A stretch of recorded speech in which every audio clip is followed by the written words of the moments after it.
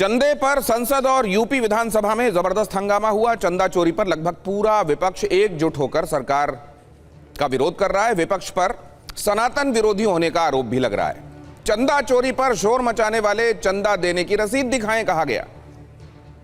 SP की तरफ से चंदा चोरी मुद्दे पर 2027 में क्या बीजेपी को घेरना एक रणनीति है? बीजेपी की कोशिश है समाजवादी पार्टी को सनातन विरोधी साबित करना। क्या यही इस स्टेटमेंट में दिखाई दे रहा है, जहां यह कहा गया कि वो जो चोरी की बात कर रहे हैं पहले रसीद तो दिखा दें कि उन्होंने चंदा दिया था। हमारे साथ जो मेहमान जुड़ रहे हैं उनका परिचय आपसे करा दूं, बल्कि उनका भी उनके बारे में बता देता हूं जो कुछ ही देर में मुझको ज्वाइन करेंगे। असल में बीजेपी का रिप्रेजेंटेशन होगा शिवम त्यागी की तरफ से। प्रोफेसर भुवन भास्कर जोशी मेरे साथ जुड़ चुके हैं यहां, और अखिलेश प्रताप सिंह जुड़ रहे हैं इस चर्चा में। काफी दिनों बाद उनसे मुखातिब होने का मौका मिल रहा है, बहुत स्वागत उनका भी। अखिलेश जी, स्वागत आपका। प्रोफेसर संगीत रागी हमारे साथ जुड़ेंगे, दिल्ली यूनिवर्सिटी के प्रोफेसर हैं, उनसे भी चर्चा कर, बल्कि आ गए वो स्टूडियो में, बहुत स्वागत। लेकिन पहले जरा ये देखिए, एसपी विधायकों से बोले यूपी विधानसभा अध्यक्ष सतीश महाना, जिसका चंदा चोरी हुआ वो रसीद लाए, कहा सतीश महाना ने। एसपी विधायक चढ़ावा चोरी पर कर रहे थे नारेबाजी। नारेबाजी कर रहे विधायकों को महाना ने दिया जवाब। हम भी देखें किसका कितना चंदा चोरी हुआ है, कहा सतीश महाना ने। मुझे कितना संतोष हो रहा है, शुहैब अंसारी साहब राम मंदिर की बात कर रहे हैं। अच्छा लग रहा है कि उमर अली भाई भी राम मंदिर की बात कर रहे हैं। आप लोगों में से किसी ने कोई चंदा दिया तो रसीद लेकर आ जाओ भाई, यहाँ जरा देखे तो सही आपका कौन सा पैसा चोरी हुआ है। जरा रसीद लेकर आ जाओ, जितने खड़े हो यहाँ पे, एक आध आदमी रसीद लेकर आ जाए।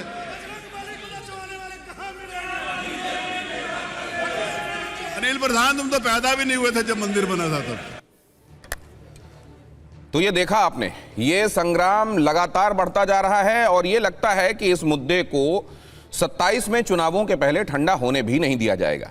तो कौन है जो इस मुद्दे को लेकर सच्चा चैंपियन है? कौन है जो सनातन सम्मत बातें कर रहा है और कौन है जो सनातन विरोधी दिखाई दे रहा है? हमारे साथ जुड़े मेहमानों से जरा एक प्रिलिमिनरी राउंड उनके ओपिनियन का ले लेते हैं, उसके बाद फिर आपको कुछ और खबरें आगे दिखाने वाला हूं। सबसे पहले तो ये कि सतीश महाना पूछ रहे हैं कि पहले दिखा तो दीजिए जो आपने चंदा दिया है, फिर बताएंगे आपको कि चोरी के संदर्भ में आपको ये बात करनी चाहिए कि नहीं। भुवन भास्कर जोशी।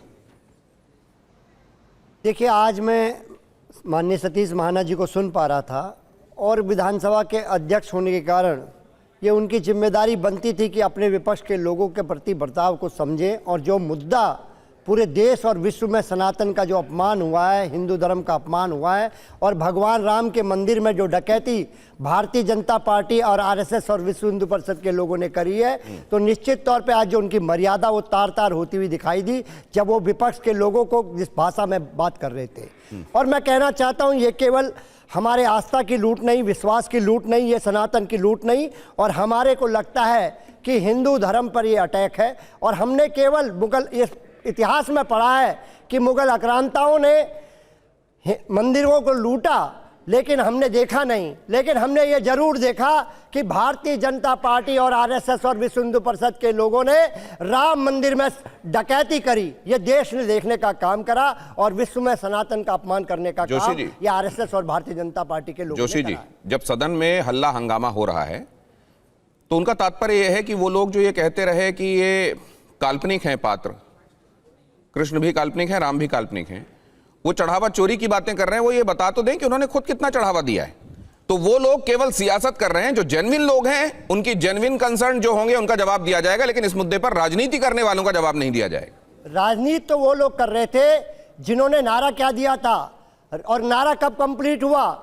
राजनीति उन्होंने करी है जिन्होंने कहा था राम लला हम आएंगे, लेकिन 2026 में ये नारा पूरा हुआ है, राम लला हम आएंगे, चंदा हम चुराएंगे। अगर देश को, प्रदेश को ये नारा पहले पता चल जाता तो मैं कह सकता हूं ये भारतीय जनता पार्टी का उदय भी ठीक से नहीं हो पाता। इन्होंने छलने का काम करा देश के लोगों को, इन्होंने प्रदेश के लोगों को ठगने का काम करा, और आज जब विपक्ष आवाज उठा रहा है कि जो डकैती हुई है उनको लिच्छेदार करने का काम करेंगे ये विधानसभा के अध्यक्ष। ये कौन अधिकार देता है? ये जितने विधायक हमारे जीते हैं समाजवादी पार्टी के, ये सतीश महाना जी की कृपा से। मैं आपकी बात लेकर मैं शिवम त्यागी के पास जाना चाहता हूं।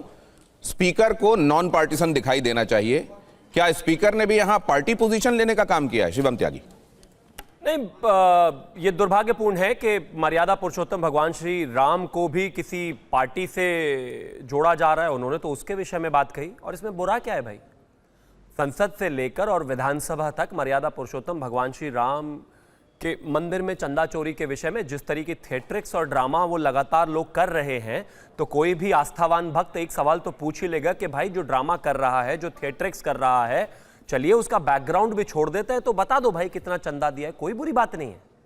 मैं बड़े कॉन्फिडेंट होकर ये कह सकता हूं कि इस हिंदुस्तान में मर्यादा पुरुषोत्तम भगवान श्री राम के चंदा चोरी के विषय में जिस तरीके से अब खास तौर पर जो है पप्पू यादव ने जो थिएट्रिक्स यहां पर पार्लियामेंट में करी, वैसा कोई थिएट्रिक्स इस देश में किसी भी धर्म को लेकर किसी की हैसियत और औकात नहीं है कि ऐसा कर दे। अवधेश प्रसाद के पैर छूने के क्रम में उन्होंने मर्यादा पुरुषोत्तम भगवान श्री राम की तस्वीर को नीचे रखकर उनके पैर छुए। ईश निंदा के विषय में इस देश में अगर किसी और धर्म पर यह मामला होता तो गर्दनें कट जाती, और ऐसा इतिहास इस देश में है। और कमाल की बात यह है कि किसी की कोई एक औकात हो तो मुझे कहता हूं कि यही इस बात को क्रिटिसाइज कर दे। 41 मुकदमे में चोरी, बलवा, गुंडागर्दी से लेकर गैंगस्टर तक और एक्सटॉर्शन तक 41 केसेस रखने वाले पप्पू यादव ने आपकी बात को शिवम, आप जो कह रहे कर सकते हैं, ऐसा लगा कि आपकी बात में अगर सब्सटेंस दिखाई ना देता तो समाजवादी पार्टी के कुछ बड़े नेता खुद पप्पू यादव वाले इस काम से डिस्टेंस करते हुए दिखाई ना देते।